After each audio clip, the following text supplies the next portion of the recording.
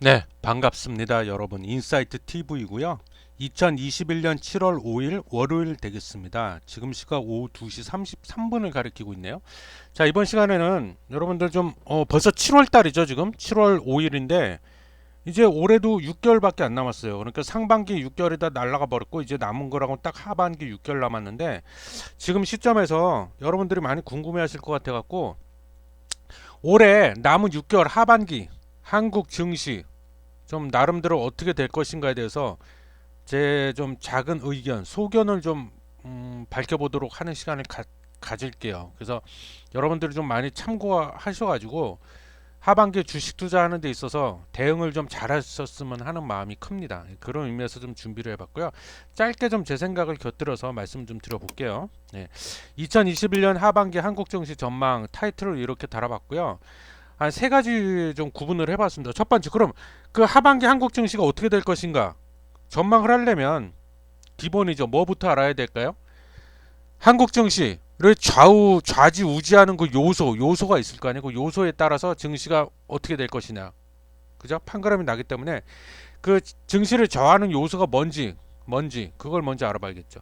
일단 제가 대외 요소, 그다음에 대내 요소 두 가지로 나눠봤는데 일단 대외적인 요소는 뭘까요? 제가 한 세 가지 요소를 뽑아봤습니다. 첫 번째는 미 연준의 테이퍼링 이슈가 있죠. 그리고 두 번째 대외 요소 미 연준의 금리 인상 이슈. 세 번째 대외 요소 미국의 재정 정책. 그죠? 돈을 그러니까 더 풀 거냐 걷어들일 거냐 뭐 이런 거죠. 예. 그리고 이제 대내 요소 우리나라 요소는 뭐 같은 맥락인데 한국은행의 기준금리 인상 이슈 이게 있고 두 번째는 우리나라 그 기재부 정부에 있어서 재정 정책 이건 마찬가지야. 돈을 더 풀 것이냐, 걷어들일 것이냐. 즉 흑자 재정으로 갈 거냐, 적자 재정으로 갈 거냐. 근데 여기에 대해서 제가 스피드하게 좀 지금까지 그 밝혀준 바를 말씀드리면 일단 미 연준의 그 테이퍼링 이슈는 뭐 전문가들 예상은 그래요. 내년 2022년부터 본격적으로 테이퍼링이 일어날 것이다. 본격적으로 2022년 될 것이다. 그리고 미국의 연준 금리 인상 이슈는 제롬 파월이 얼마 전에 하원 청문회에 나와서 그랬죠. 뭐 올해 안으로 금리 올리는 일은 없을 것이다 이런 뉘앙스를 밝혔습니다. 뉘앙스를. 그래서 지금 전문가들 예상치는 2023년도 내후년쯤 되면 아마 이제 금리 인상을 하기 시작할 것이다 이렇게 보고 있고 미국의 재정 정책은 어떻게 돼요? 바이든 정부가 이미 뭐 경기 부양한다고 많이 풀었죠. 인프라 부양한다고도 돈 풀고 막 근데 추가적으로 또 풀 것이다 이런 얘기가 나오고 있습니다. 그러니까는 뭐야 이건 긴축이 아니죠. 그리고 대내 요소 한국은행의 기준금리 인상 이슈 이주열 하는 총재가 언론에다 대놓고 밝혔죠. 올해 안으로 금리 올리겠다. 그리고 재정 정책 지금 추경 35조 원 편성이 돼 있죠. 예, 35조를 추가적으로 더 풀겠다. 근데 이게 보면은요. 우리나라 같은 경우 여러분들 뭘 여기서 읽으셨어요? 이게 그 중앙은행인 한국은행과 재정정책을 총괄하는 기획재정부 즉 정부가 서로 엇박자로 따로 놀고 있다 이거예요. 한국은행은 기준금리 올리겠다 그러고 그 저기 뭐 기재부에서는 돈을 오히려 풀겠다 그러고 그죠? 이 엇박자. 그 우리 같은 투자자는 어느 장단에 춤을 춰야 될까요? 그리고 대외 요소 미국 같은 경우는 테이퍼링 이슈가 아까 얘기했지만 그 전문가들 예상처럼 2022년 내년부터 본격적으로 테이퍼링 시작할 것 같다라는 말은 돌고 있지만 항상 아시겠지만 증시는 선반영이죠. 미리 반영이 되기 때문에 이게 올해 하반기에 테이퍼링 이슈가 수시로 또 불거져 나올 수도 있다. 그럼 증시에는 악재죠. 예, 그리고 금리 인상이야 뭐 내후년 돼서 하겠다 그러고 제롬 파월이 아직까지는 뭐 달래는 분위기죠. 뭐 올해 안으로 금리 인상은 없을 확률이 높아요, 여러분. 뭐 이런 식으로 달래고 있죠. 근데 재정 정책은 어떻다고 그랬어요? 돈은 이빠이 됐으나 또 푼다고 그러죠. 이것도 엇박자야. 미국도 좀 엇박자, 우리나라도 엇박자. 어디 어느 장단에 춤을 춰야 돼요? 그러니까 증시의 방향을 갈피를 잡기가 힘들다 지금, 그죠? 그리고 대외 요소, 대내 요소에 추가적으로 대외가 됐건 대내가 됐건 공통적인 요소 또 뭐 있어요? 아 정말 너무 미워 델타 변이 바이러스 이것도 모자라서 또 델타 플러스 변이 바이러스 WHO 세계보건기구에 의하면은 내년에는 이 델타 바이러스가 올해라고 그랬나 내년이라고 그랬나요? 제가 정확히 기억이 안 나는데 조만간에 이게 세계를 지배하는 지배종이 될 것이다 이렇게 얘기를 하고 있죠. 제가 봐도 이 델타 이것 때문에 코로나19 완전 종식은 물 건너갔다는 생각이 듭니다. 다만 독감 바이러스처럼 그렇게 관리 통제하는 방법밖에 없게 되겠구나 그런 생각이 들고요. 델타 변이 바이러스가 지금 또 다시 또 확장 추세에 접어들었죠. 예. 이것도 지금 증시 좌지우지할 요새. 왜? 이거에 따라서 경기 부양을 한답시고 돈을 더 풀 수도 있고 금리 인상 안 할 수도 있다는 거예요. 이거 이 델타 변이 바이러스가 확산세가 어떻게 되느냐에 따라서. 그죠? 이건 지켜봐야 된다. 그래서 지금 복잡하게 얽혀 있다 이게 대외 요소, 대내 요소, 공통 요소가 서로 다 엇박자에 짬뽕이 돼 있어 갖고 결론은 뭐냐? 그럼 결론은 혼돈의 장세다. 예측 자체가 무의미한 장세다. 의미가 없다. 투자자 입장에서도 예측이 아니라 이제는 대응을 해야 되는 대응의 장세가 펼쳐지고 있다. 즉 왜 혼동의 장세가 오고 있냐? 이런 대외 요소, 대내 요소, 공통 요소 이런 것들이 다 뒤죽박죽 돼 있기 때문에 엄청난 유동성이 아시죠? 유동성 지금 장난 아니죠? 글로벌 자산 시장 전 세계 그 곳곳에 퍼져 있는 그 자산 시장 곳곳을 그냥 휘젓고 아주 들쑤셔 놓고 다니고 있다 지금 유동성이. 그죠? 그래서 혼돈의 장세다. 따라서 우리는 예측을 하려고 하지 마시고요. 대응을 하시면 됩니다. 대응. 그래서 두 번째 하반기 한국 증시 전망 어떻게 되겠냐? 뭐 대응을 할래도 뭔가 뭐 어느 정도 우리가 전망은 좀 필요하겠죠. 예, 그래서 제 개인적인 생각인데요. 아까 그랬잖아요. 혼돈의 장세. 지금은 뭐 뭔가를 맞추고 예측하는 게 별 의미가 없다. 틀릴 확률이 높기 때문에. 그래서 단기로 보고 그때그때 대응을 하는 수밖에 없다. 근데 그럼에도 불구하고요. 제가 그래도 여러분들한테 좀 뭔가 좀 확실한 뭔가를 알려드리기 위해서 나름대로 제가 좀 전망을 감히 해본다면요. 첫 번째 이겁니다. 이제는요. 성장주냐 가치주냐 이 구분 필요 없다. 이거 자체가 의미가 없다. 왜? 혼돈의 장세이기 때문에. 그래서 한 번은 성장주가 갔다가 한 번은 가치주가 갔다가 또는 동시에 성장주 가치주가 동시에 같이 갈 수도 있고. 그죠? 혼돈이다. 혼돈. 그래서 그럼 어떻게 되냐? 여러분들이 대응하셔야 될 거는요. 하반기에 있어서 성장 주든 가치 주든 그거 따지지 마세요. 이제 의미가 없다. 상반기까지만 해도 좀 의미가 이 구분하는 거 의미가 있었는데 이제 의미 없어졌습니다. 그래서 그럼 뭐만 봐냐? 성장 주냐 가치 주냐 따지지 말라. 그게 성장 주든 가치 주든 상관없다.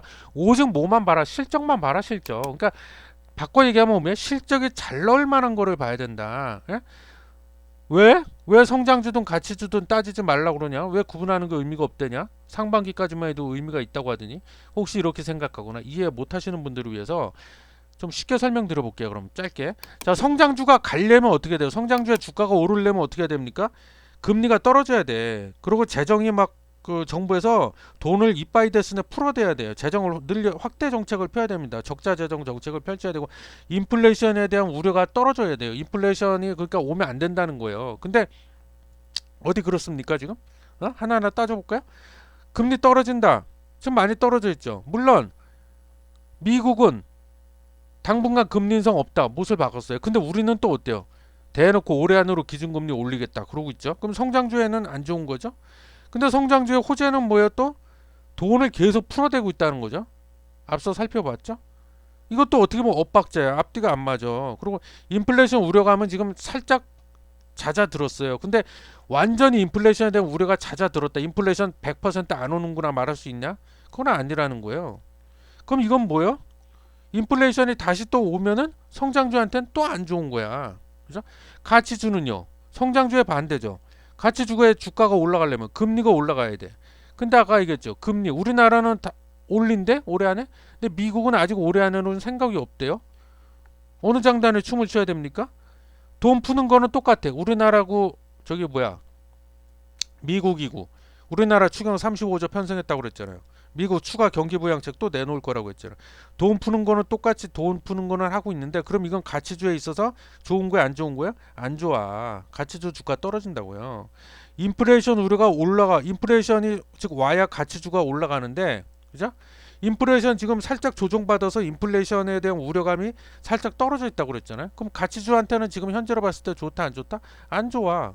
이것도 다 그러니까 이게 각 요소가 성장주든 가치주든 주가를 끌어올릴 만한 요소들이 있는데 몇 가지가 있는데 그게 다 서로 이렇게 극과 극으로 다 짬뽕 뒤섞여 있다는 거예요.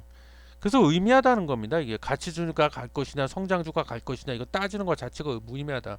이제 아셨죠? 예. 그래서 그렇고 실적을 봐야 된다. 이제 오로지 실적 잘 나오는 기업의 주식을 사야 된다. 거기에 투자를 해야 된다. 그리고 두 번째 한국 증시 전망 하반기. 코스피가 어떻게 될 것이냐. 지금 잠깐만 제가 오늘 날짜 지금 현재 코스피가 어떻게 돼 있죠? 제가 잠깐 볼게요. 네, 지금 아까 말씀드렸죠. 7월 5일인데요. 지금 2시 44분인데 지금 현재 코스피가 3,289포인트네요. 0.24% 상승 나왔고 코스닥이 1,046포인트가 됐어요. 0.82% 상승. 그래갖고 각각 3,290, 1,046 이렇게 돼 있는데요. 자, 보시면은 여기서 제가 다시 한번 말씀을 드릴게요. 보면은 한국 증시 전망 두 번째 코스피가 어떻게 될 것이냐 그러면 제가 봤을 땐 추가 상승 여력이 있다고 봅니다. 근거는 뭐냐?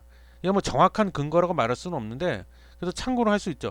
우리나라 상장되어 있는 상장사들의 12개월 1년이죠. 12개월 선행 주가 수익비를 펄을 보면은요 약 11.4배입니다. 근데 이게 2000년도 이후 코스피 평균 펄을 보면은 약 13배거든요. 그러니까 지금 아직도 이 13배 평균에도 못 미치고 있다는 거예요. 퍼가 지금 11.4배니까. 그래서 이걸 기준으로 봤을 때 3,300포인트를 기준으로 놓고 요 근거 13배와 11.4배를 참고해서 단순 계산을 해보면요.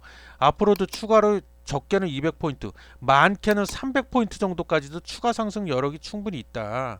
예, 그렇게 보는 겁니다. 아시겠죠?